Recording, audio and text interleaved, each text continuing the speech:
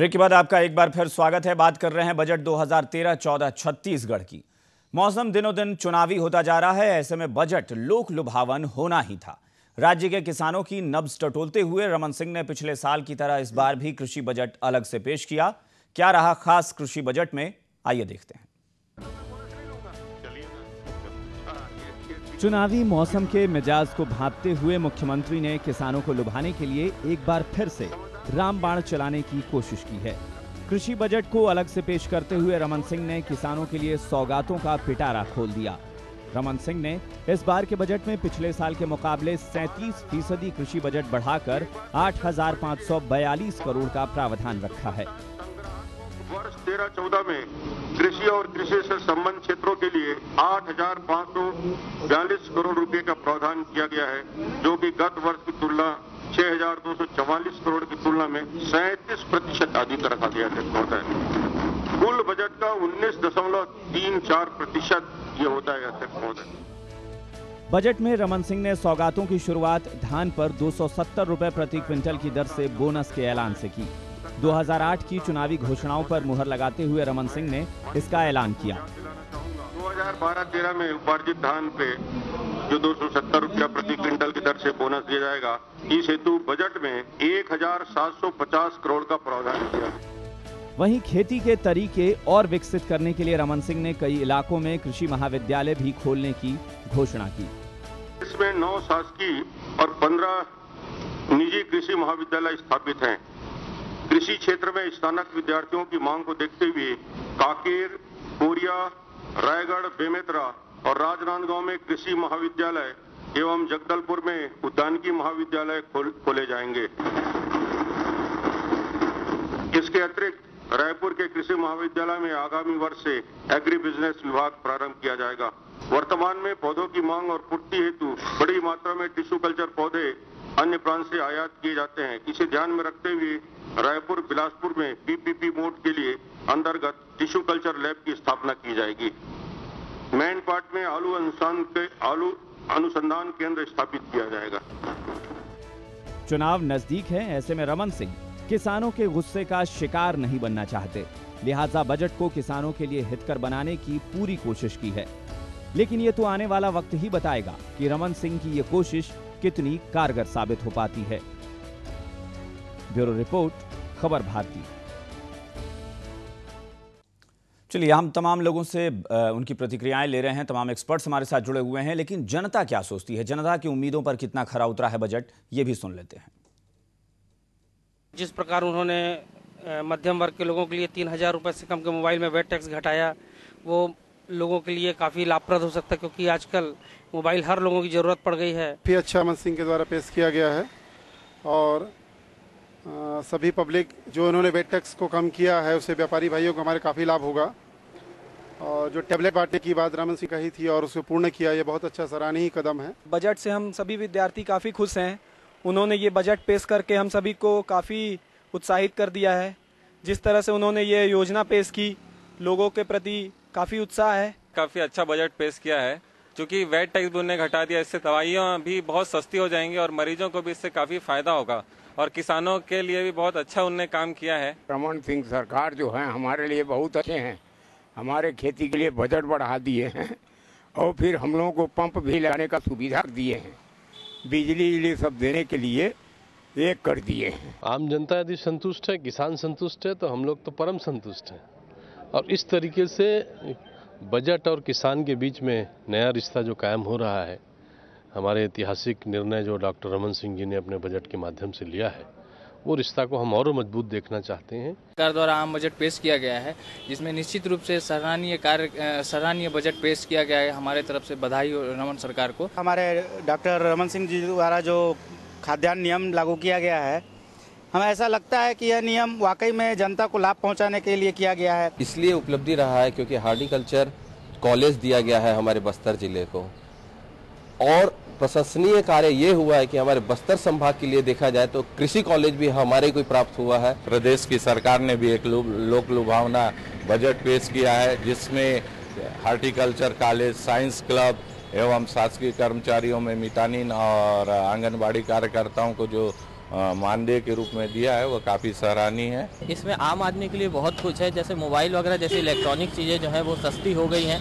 इससे आम आदमी को खरीदारी, उनकी ग्रोथ, उनको अपॉर्चुनिटी, एजुकेशन, आगे बढ़ने के लिए काफ़ी कुछ मौका मिलेगा। किसानों को 270 रुपये धान के लिए बोनस एक उनका स्वागत कदम है। इसके अलावा महिलाओं के लिए उन्होंने जो इंडक्शन चूल्हे पे जो सब्सिडी दी है, ये भी एक बहुत अच्छा कदम है। रमन सिंह ने जो बजट पेश किया है वो आम आदमी के लिए बिल्कुल नहीं है, विद्यार्थियों के लिए बिल्कुल कुछ भी नहीं है। सिर्फ अपना चुनाव जीतने के लिए उन्होंने ये सब कुछ किया है और इसके लिए आम आदमी को कोई फायदा नहीं हो रहा है। सिर्फ चुनावी बजट है और चुनावी वर्ष में भी जो लाभ आम जनमानस को, छत्तीसगढ़ वासियों को मिलना चाहिए, नहीं मिला।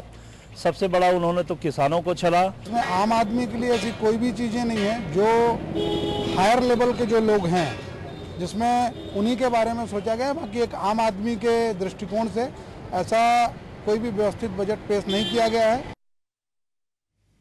चलिए, तो एक बार हम फिर से अपने मेहमानों के बारे में हम बता दें कि हमारे साथ सारे मेहमान जुड़े हुए हैं। इस वक्त हमारे साथ योगेंद्र अग्रवाल जी, बीजेपी नेता, भी हमारे साथ जुड़ गए हैं।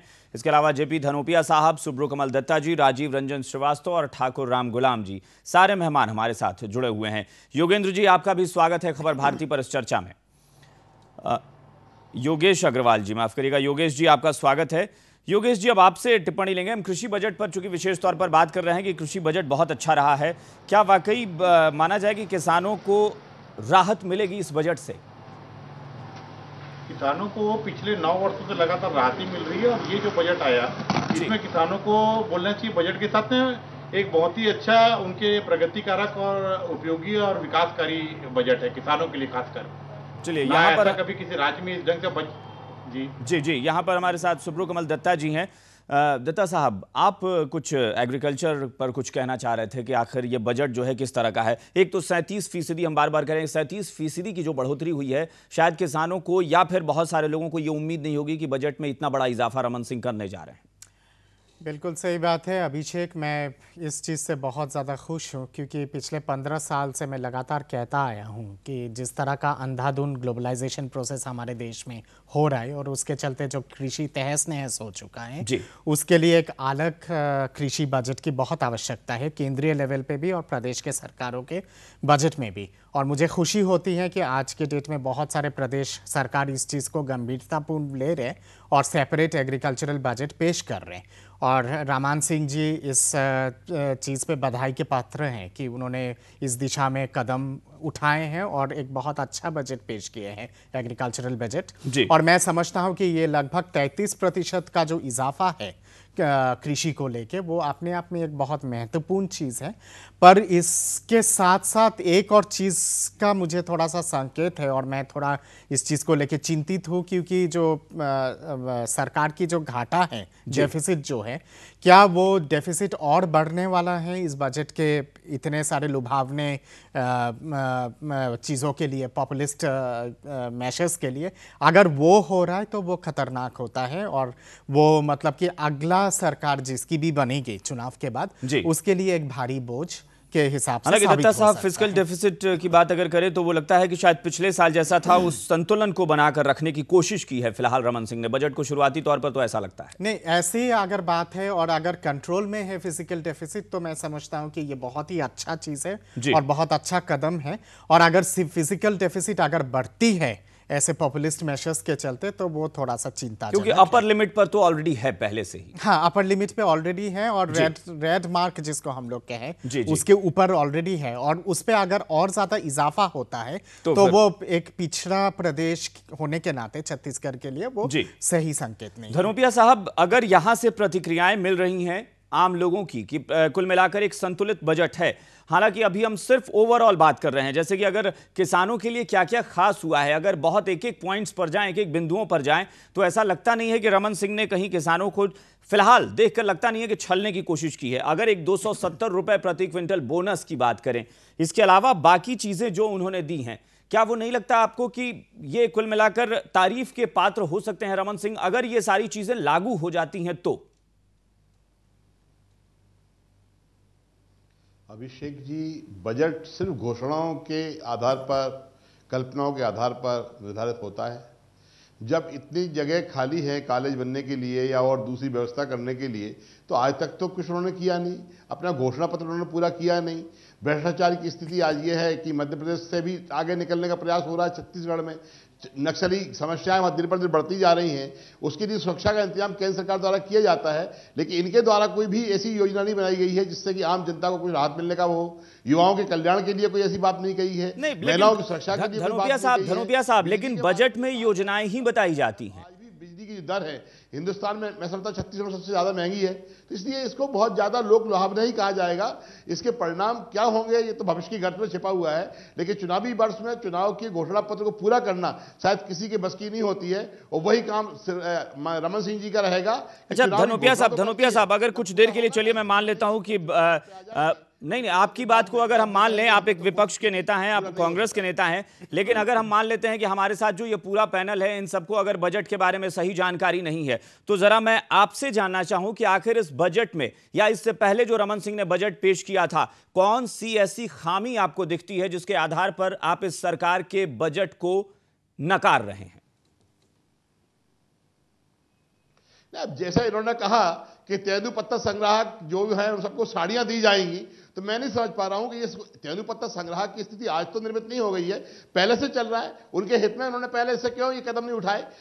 वन अधिकार भूमि पट्टा जो देने का कानून बना है, यूपीए सरकार ने बनाया 2008 में, उसके अब तक उन्होंने पट्टे आज तक नहीं दिए। आदिवासी की योजनाओं के लिए कोई बहुत ठोस काम नहीं किए। से हर बार घोषणा पत्र में, हर बार बजट में बातें रखी जाती हैं, और चूंकि इस साल 2013 में विधानसभा का चुनाव है, तो उन्होंने भी उस बात को तीसरी कर ली है कि लोगों को लगना चाहिए कि हमने तो प्रयास पूरे किए हैं, लेकिन वास्तविकता यह है कि पहली बार तो बजट पेश नहीं हो रहा है ना, इससे पहले बजट हुए हैं। धनोपिया साहब, हालांकि ये चूंकि बीजेपी और कांग्रेस की फिर लड़ाई हो जाएगी, और चूंकि इस लड़ाई से हमारा कोई सीधे तौर पर लेना देना नहीं है, हम बात बजट पर कर रहे हैं, लेकिन एक बात जरूर आपसे ये कहना चाहेंगे कि चाहे सरकार कोई भी हो सकता है यहां बात एक आदमी की नहीं होती है, बात करोड़ों की जनसंख्या की होती है। अगर आप एक तेंदुपत्ता संग्राहकों की बात करेंगे, तो क्या इस चीज के लिए तारीफ आप नहीं कर सकते कि 2008 में अगर वो चीजें छूटी थी तो आज उन्हें रमन सिंह ने लागू करने की कोशिश की है? लेकिन चलिए हम योगेश अग्रवाल जी से ही इस पर टिप्पणी लेंगे। योगेश जी, यहां कांग्रेस जो है इस बजट को सीधे नकार रही है कि इस बजट में जो कुछ भी कहा गया है रमन सिंह ने पहले क्यों नहीं किया? नहीं, पिछले लगातार 9 बजट जो इन्होंने पेश किए हैं उसमें लगभग जितने भी इन्होंने बजट में जितने प्रावधान रखे सारे पूरे किए, और ये बजट तो बहुत ही अच्छा है और देश के लिए एक एग्जाम्पल, एक मॉडल के तौर पे अपन लेंगे, जिसमें कृषि आधारित देश रहा है, परंतु इस प्रदेश के भीतर उन्होंने कृषि पर आधारित बजट पेश किया, जो एक अपने आप में बहुत बड़ा एग्जाम्पल है। विपक्ष है, एक विरोध करना उनका बिल्कुल नैतिक कर्तव्य है, या माने उनका बिल्कुल दायित्व बनता है, तो वो एक अलग चीजें हैं। लेकिन हालांकि इससे कृषि बजट से थोड़ा अलग हटकर भी हम चलें, चूंकि बाकी भी सेक्टर्स हैं। यहाँ हम दत्ता साहब से ही शुरुआत करेंगे। दत्ता साहब, चूंकि बात जब भी होती है कृषि को हम जोड़ते हैं तो फिर इंफ्रास्ट्रक्चर से जोड़ेंगे, उसके बाद इंडस्ट्रीज से जोड़ेंगे। इंडस्ट्रीज को लेकर मुझे लगता है कि रमन सिंह ने कुछ मामलों में मध्य प्रदेश से आगे बढ़कर दिखाया है। बिल्कुल सही बात है। जिस तरह की घोषणाएं हुई हैं और जिस तरह का आपका मतलब तमाम चीज़ों पे जो डिस्काउंट दिया गया है इंडस्ट्रीज को बढ़ाने के लिए और उसके साथ साथ इंडस्ट्रियल ग्रोथ रेट को बढ़ाने के लिए, वो मैं समझता हूँ कि अपने आप में एक बहुत ही अच्छी पहल है। पर मुझे अर्थशास्त्री होने के नाते हमेशा एक चीज़ का खतरा लगता है कि आप राजनीति के चलते तो बौछार कर देते हैं चुनाव को ध्यान में रखते हुए घोषणाओं की, पर क्या आर्थिक दृष्टिकोण से हर घोषणा क्या मतलब इम्प्लीमेंटेबल होता है या नहीं होता है? इम्प्लीमेंटेबल अगर होता है तो उसकी खर्चा कितना है? नहीं, लेकिन दत्ता साहब एक बार मैं संक्षेप में बता दूं कि जैसे मान लीजिए कि बोनस की बात हो रही थी एग्रीकल्चर सेक्टर को लेकर, तो हो सकता है कि वहां पर आप योजनाओं को लागू करने में चूक जाते हो, लेकिन कुछ चीजें जैसे हैं राज्य में निर्मित इंगोट और बिलेट की आप बात करें तो इसकी खरीद बिक्री पर प्रवेश कर को समाप्त करना, स्टील बार पर दर जो है वैट की दर 5% से घटाकर, ये सारी चीजें ऐसी होती हैं जो वो लागू हो जाती हैं, वो समय सीमा के भीतर लागू करना होता है। बिल्कुल, और उसके साथ साथ मतलब कि अच्छे पहल होती है, अच्छे कदम होते हैं इन सब चीज़ों से। पर हमें एक चीज़ भूलना नहीं चाहिए कि वैट एक माध्यम होता है जिसके माध्यम से सरकार की बहुत बड़े पैमाने पर आमदनी होती है, और उस पे आप अगर एक पहल कर रहे हो और उसको आप अगर घटा रहे हो तो वो जो डेफिसिट हो रहा है उस डेफिसिट का भरपाई आप कहां से करोगे? वो महत्वपूर्ण चीज। बिल्कुल, एक अर्थशास्त्री होने के नाते आपकी चिंता जायज है, लेकिन यहां हम इसका दूसरा पहलू यही देख रहे हैं कि अगर आप अपने फिजिकल डेफिसिट को एक कंट्रोल में रख के, अंडर कंट्रोल रखने के बाद आप इतनी छूट दे पा रहे हैं, तो बहुत अच्छी तो बात फिर आप काबिले तारीफ है और बहुत अच्छी पहल है। पर फिजिकल डेफिसिट को आप अगर कंट्रोल नहीं कर पा रहे हो तो फिर उसके बाद आप तब आप जाहिर सी बात है तब आप फिर आलोचनाएं झेलेंगे। चलिए यहां पर हम एक बार फिर से चलते हैं राजीव रंजन जी के पास। राजीव जी, एक अर्थशास्त्री के तौर पर दत्ता साहब की अपनी चिंताएं हैं कि फिजिकल डेफिसिट का क्या होगा, लेकिन इंडस्ट्रीज को लेकर, महिलाओं को लेकर, छात्रों को लेकर, हर सेक्टर को लेकर रमन सिंह ने जो संतुलन बनाया है उसको भी नकारा नहीं जा सकता। बिल्कुल नकारा नहीं जा सकता, आप सही कह रहे हैं। लेकिन साथ साथ ये है, देखिए हम लोग जिस बारे में बात कर रहे हैं कि ये चुनावी बजट, मैं ये नहीं मानता कि ये चुनावी बजट है, क्योंकि देखिए बजट अगर चुनावी होता तो ये इससे पिछला जो बजट था 2012 का जो बजट था 12-13 का, उसको कह सकते हैं कि वो चुनावी बजट था, जिसमें रमन सिंह ने कई सारी घोषणाएं की थी, जिसमें मुख्यमंत्री स्वास्थ्य योजना की भी बात हुई थी, जिसके तहत कई लोगों को, कई लाख लोगों को स्वास्थ्य की सुविधाएं प्रदान करने की बात थी। योजनाएं तैयार होती हैं, योजनाओं पे अमल होता, कितना अमल होता है ये तो आने वाला समय बताता है। लेकिन दूसरी बात जो अपनी हो रही है, इंडस्ट्रियलाइजेशन की जो बात हो रही है, वो अगर पिछले 10-12 सालों में देखा जाए तो छत्तीसगढ़ में काफ़ी ज़्यादा इंडस्ट्रियलाइजेशन हुआ है हर तरह से। वहाँ छत्तीसगढ़ को आज की तारीख में अगर पावर हब कहा जा रहा है तो वो इंडस्ट्रियलाइजेशन के तहत ही कहा जा रहा है। और कई सारी इंडस्ट्रीज बाहर से, कई सारे उद्योगपति बाहर से आकर के आज छत्तीसगढ़ में काम कर रहे हैं, उद्योग लगा रहे हैं, उद्योग की स्थापना कर रहे हैं। तो ये तो सच है। लेकिन फिर साथ साथ मैं फिर से अपनी पहली जो बात हो रही है कृषि की बात, उस जाऊंगा कि कृषि का एक गंभीर मुद्दा है, जिस पर शुरू से जिस प्रकार ध्यान देना चाहिए था, जितना ध्यान छत्तीसगढ़ सरकार का हमेशा इंडस्ट्रियलाइजेशन पे रहा, उतना ध्यान कृषि पर नहीं रहा। चलिए ठाकुर राम गुलाम जी के पास चलेंगे, किसान नेता हैं। राम गुलाम जी, एग्रीकल्चर के साथ साथ बाकी चीजों की, एग्रीकल्चर को लेकर आपकी अपनी एक नाराजगी है। गरीबों के लिए खाद्य सुरक्षा अधिनियम की बात करें, रमन सरकार खाद्य सुरक्षा अधिनियम को लेकर सबसे ज्यादा गंभीर दिखी है, बल्कि कहें तो देश में बाकी प्रदेश सरकारों की तुलना में 2000 करोड़ रुपए का प्रावधान रखा है रमन सिंह ने, एक बहुत बड़ा बजट है। तो क्या उस हिसाब से आप रमन सिंह की यहां पर तारीफ करेंगे कि खाद्य सुरक्षा को लेकर रमन सिंह ने एक बहुत ठोस पहल की है? भाई साहब, खाद्य सुरक्षा जभी निश्चित होगा, खाद्य सामग्री पैदा करने वाले करेंगे तब ना। सबसे पहले मैं आपको ये बता दूं, मैं कांग्रेसी नहीं हूं जी, ना मैं कांग्रेसी हूं ना भाजपाई हूं। किसानों के मुद्दे में दोनों एक हैं, दोनों किसानों के विरोधी हैं, दोनों शत्रु हैं, दोनों शोषक हैं। अभी इतनी बरसात में जो अभी काल 7 दिन पहले जो किसानों की दुर्गति हुई है, फसल की क्षति हुई है। जी राम गुलाम जी, चूंकि हम बात बजट की कर रहे हैं, लेकिन अगर ऐसे सारे राजनीतिक दलों से नाराजगी आप मोलेंगे, फिर सत्ता सौंपेंगे किसे? यहाँ ये भी तो समस्या खड़ी हो जाएगी। समस्या खड़ी इसलिए होगी, हमारे यहाँ तो होना है, क्योंकि दूसरी कोई पार्टी नहीं है जी। एक ठगाया जाएगा, दूसरा ठगाए। छत्तीसगढ़ में कोई तीसरी पार्टी ही नहीं ना, दोनों मिले हुए हैं। अभी विधानसभा में दोनों मिलके ये तय किए कि किसानों को 2000 रुपया क्विंटल कीमत दिया जाएगा सर्वसम्मति से। नहीं तो आखिर ये बड़ा सवाल है राम गुलाम जी उठा रहे हैं बार बार, जो कि हम यहाँ योगेश जी से ही पूछना चाहेंगे। योगेश जी, आखिर धान का कटोरा जो है उसमें क्या छेद हो गया कहीं कि धान निकल गया उसमें से? क्या वजह है? किसान नेता की नाराजगी के पीछे वजह क्या है? नहीं, कोई नाराजगी कोई वजह नहीं है। ना धान के कटोरे में छेद हुआ है, बल्कि धान का कटोरा बढ़ गया, उसका रूप बहुत बढ़ गया है, उसका स्वरूप बदल गया है। और पूरे प्रदेश की बात छोड़ दें, अपन पूरे देश के लिए एक मॉडल हो गया है। चाहे खाद्य सुरक्षा अधिनियम की बात करें या अन्य किसी क्षेत्र में बात करें, तो देश के लिए एक मॉडल के रूप में लेके चल रहे हैं। और बहुत सी जगहों पर इस चीज की प्रशंसा हुई है। डॉक्टर रमन सिंह जी इसमें मतलब बहुत सराहनीय योगदान रहा है, किसानों के प्रति बहुत गंभीर है और बहुत ही अच्छी उनकी सोच है। योगेश जी, आपको यहाँ रोकना चाहेंगे। इस वक्त छत्तीसगढ़ CII के चेयरमैन रमेश अग्रवाल जी हमारे साथ जुड़ गए हैं। रमेश जी, स्वागत है आपका खबर भारती पर। धन्यवाद। रमेश जी, छत्तीसगढ़ में रमन सरकार ने जो बजट पेश किया है उसको लेकर एक ओवरऑल अगर प्रतिक्रिया आपसे चाहें तो किस तरह का बजट है ये? ओवरऑल तो मैं इस बजट को एक समावेशी विकास का बजट कहूंगा जी, जिसमें कि छत्तीसगढ़ के हर वर्ग के लोगों का ध्यान रखा गया है, इंक्लूडिंग उद्योगों का भी इसमें ध्यान रखा गया है। जहाँ तक मेरा इसमें आकलन है कि ये बजट एक अच्छा बजट है। इस बजट के कौन से खास वो पहलू हैं जो आपको सबसे ज्यादा लुभाते हैं? आपको लगता है कि रमन सरकार ने वाकई बहुत दूरदर्शी बजट, बहुत विकास पूरक बजट पेश किया है? देखिए, इस बजट में जहाँ तक हर क्षेत्र में हर आखिरी व्यक्ति तक कुछ न कुछ लाभ देने की कोशिश इस बजट में की गई है और बजट के घाटे को भी 3% के अंतर्गत रखा गया है और ग्रोथ छत्तीसगढ़ की काफी अच्छी है।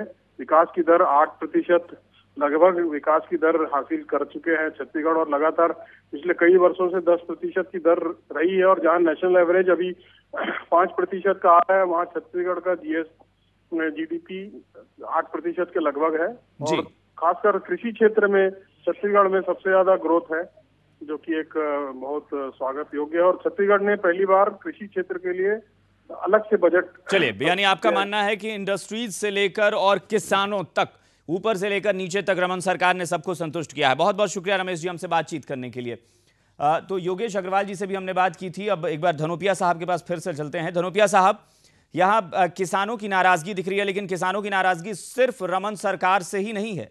यहाँ ये भी मानना है कि रमन सिंह हो या फिर कांग्रेस हो, ये मिलकर किसानों को छलते हैं। मैं अभिषेक जी आपको बताना चाहता हूं कि कांग्रेस पार्टी की यूपीए सरकार केंद्र में जो चल रही है जी, उसे बजट में पिछले साल 71,000 करोड़ रुपए के किसानों के कर्जे माफ किए गए थे जी। किसानों के लिए जितनी सुविधाएं देने का प्रयास कांग्रेस पार्टी द्वारा किया गया है, मैं नहीं समझता आज तक इस देश में किसी दूसरी पार्टी ने किया होगा। इसलिए श्री राम गुलाम जी का ये आरोप कि कांग्रेस पार्टी भी ऐसा करती है, मैं सहमत नहीं हूं। ये बात है कि बजट के अंदर जो घोषणाएं किसानों के हितों में दिख रही हैं, उनको पूरा करने के लिए कहीं से भी रमन सिंह सरकार ने ऐसी व्यवस्था नहीं की है जिससे ये लगे कि जो घोषणाएं पूरी होने के बाद आखिर धनराशि आएगी कहां से? धनोपिया साहब, इसीलिए तो हमने आपसे पूछा था कि अगर बजट को आप पूरी तरह से अगर आप ठीक समझ पा रहे हैं या खराब समझ पा रहे हैं तो वजह क्या है। अगर रही बात आपने घोषणाओं की बात की यूपीए सरकार की, तो शायद आप भूल रहे हैं कि यूपीए सरकार के कार्यकाल में कांग्रेस शासित प्रदेशों में किसानों ने सबसे ज्यादा आत्महत्याएं की हैं। अगर आंकड़ों में जाएंगे तो कांग्रेस सरकार सबसे ज्यादा कटघरे में खड़ी दिखती है। नहीं है, आपको शायद जानकारी नहीं होगी, मध्य प्रदेश सबसे ज्यादा आगे है, आप छत्तीसगढ़ आगे है, आप गुजरात के अंदर हालत है, सब जगह पे स्थिति है। मध्य प्रदेश हम आपको दो प्रदेश, अगर दो प्रदेश मैं ऐसे गिना दूं, आप आंध्र प्रदेश में जाकर देख लें और आप महाराष्ट्र में जाकर देख लें, तो शायद आईना देखने वाली बात हो जाएगी। धनोपिया साहब, महाराष्ट्र में निश्चित से यहां से कम है जी। दत्ता साहब, अभिषेक, मैं यहाँ चूंकि सीधे तौर पर ऐसा लगता है कि बीजेपी और कांग्रेस की आलोचना और आरोप प्रत्यारोप वाली बात हो जाती है। बिल्कुल, और वो दुर्भाग्यपूर्ण होता है। और हकीकत में आप देख लें तो किसानों की दुर्दशा तो पूरे देश में पूरे देश में है। और जहाँ आरोप प्रत्यारोप की बात आती है तो मैं समझता हूँ कि वो राजनीतिक दृष्टिकोण से अगर हो तो ठीक है और वो सही है। पर मेरा सिर्फ यहाँ पे इतना कहना था, जो स्टैटिस्टिक्स की जो बात आपने उठाया है। एक बार राम गुलाम जी की टिप्पणी ले, वो शायद कुछ कहना चाह रहे हैं ताकि उसका जवाब आप दे सकें। जी राम गुलाम जी, आप कुछ कह रहे थे। अभी मैं सुन रहा था, यदि किसानों के कर्जे माफ हुए हैं तो वो किसान कौन है? सब फार्म हाउस के मालिक हैं, बड़े बड़े उद्योगपति, बड़े बड़े पैसे वाले, बड़े बड़े राजनेता। 2 नंबर ये लोग जो किसानों की जमीन पानी के लूट करके गैर कानूनी बना रखे। बिल्कुल राम गुलाम साहब, बिल्कुल दत्ता साहब, आपने सुना, चूंकि यहाँ पर यह आरोप, फिर वही मैंने कहा कि आरोप प्रत्यारोप की बात हो जाती है। मैं कांग्रेस के जो प्रत्याशी हैं उनका भी मैं पूरा एनालिसिस सुन रहा था और किसान नेता जो हैं उनका भी एनालिसिस मैं सुन रहा था, पर फिर भी मैं आंकड़ों के हिसाब से और तथ्यों के हिसाब से कहूँगा चीज़ें।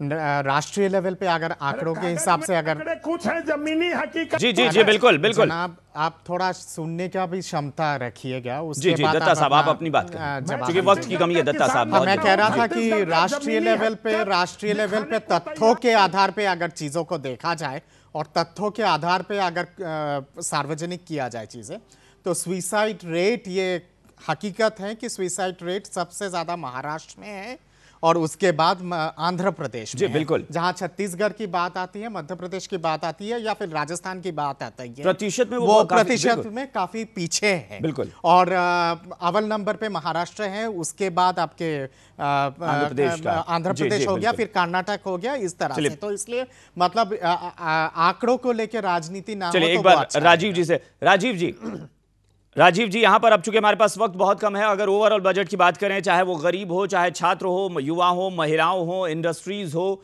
या किसान हो, सब मिलाकर अगर हम कहें कि बजट की सबसे अच्छी चीज आपको जो लगी हो वो क्या है? देखिए, एक तो इस बार का बजट ओवरऑल कुल मिलाकर के कृषि पर फोकस्ड है और पहली बार ऐसा लग रहा है कि छत्तीसगढ़ सरकार, हालांकि ये पिछले साल भी ऐसा था, लेकिन इस बार पहली बार लग रहा है कि बहुत ज़्यादा ध्यान कृषि पर दिया गया है। और कृषि को ये मैं कहूँगा कि ये बहुत सराहनीय कदम है डॉक्टर रमन सिंह का।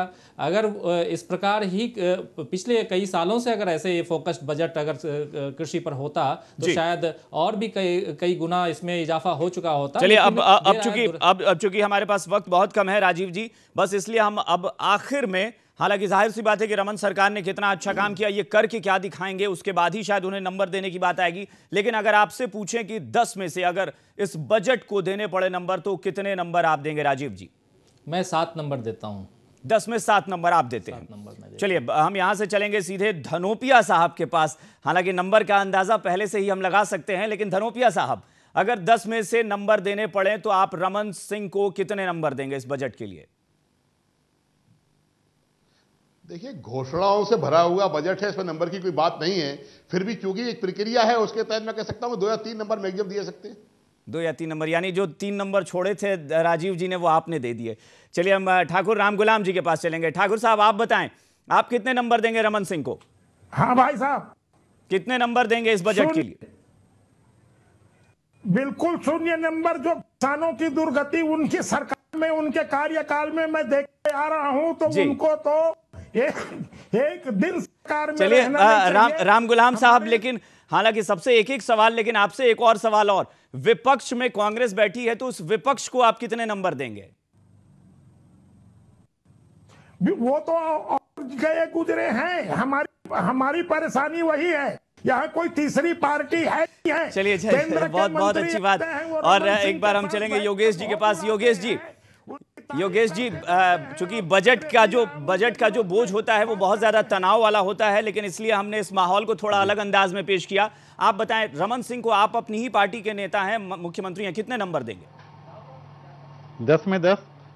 10 में 10। चलिए अब हमारे पास जो अर्थशास्त्री बचे हैं वो अर्थशास्त्र। अभिषेक जी एक चीज ये कहना चाहूंगा, 10 में 10 देने का कारण ये है कि सारी विरोधों के बावजूद एक चीज आप ध्यान देंगे, अगर गौर करेंगे तो 3 से लेकर 13 तक का जो सफर है उसमें लगातार किसानों ने उन्नति ही की है। आप इस बजट को फोकस मत करिए, आप अगर रेशियो में भी जाएंगे, आंकड़ों में भी जाएंगे, तो 3 से 13 में यहाँ के किसानों, छत्तीसगढ़ किसानों में खासकर बिल्कुल इस चर्चा में तमाम एक्सपर्ट्स ने जो बातें कही हैं, उससे एक बात तो पता चलता है कि रमन सिंह बधाई के पात्र हैं। उन्होंने एक संतुलित बजट पेश करने में कामयाबी हासिल की है। लेकिन एक बार अर्थशास्त्री हमारे साथ सुब्रकमल दत्ता जी हैं, उनकी भी टिप्पणी बहुत महत्वपूर्ण है। दत्ता साहब, अब आखिर में आपकी टिप्पणी, रमन सरकार कितना अच्छा बजट पेश कर पाए हैं अर्थशास्त्र के मुताबिक भी अगर देखें तो? अभिषेक, 2 चीज़ कहूँगा। एक तो है कि 8.5% के आसपास लगातार जीडीपी ग्रोथ रेट मेंटेन करना, वो बहुत बड़ी उपलब्धि होती है किसी भी सरकार के लिए। और ये रमन सिंह की सरकार बधाई के पात्र है इस चीज़ के लिए। कितना नंबर? और जहाँ बजट की बात आती है, मैं 65% के आसपास दूंगा इस बजट को। 65%। चलिए, यानी 10 में 6.5 नंबर। चलिए, कुल मिलाकर एक बात तय मानी जा रही है कि रमन सरकार ने जो बजट पेश किया है उसमें सब कुछ डालने की कोशिश की है। किसी भी सेक्टर को उन्होंने निराश करने का दुस्साहस नहीं दिखाया है, क्योंकि चुनावी साल है और जाहिर सी बात है ये एक दुस्साहस होता अगर चुनावी साल में कोई छूट जाता। तो रमन सरकार ने इसमें कामयाबी हासिल की है। कुल मिलाकर आप सभी मेहमानों का इस चर्चा में शामिल होने के लिए बहुत बहुत शुक्रिया। इस बजट पर, इस बहुत भारी भरकम काम में आपने हमारा साथ दिया, इसके लिए एक बार फिर से आपका बहुत बहुत शुक्रिया।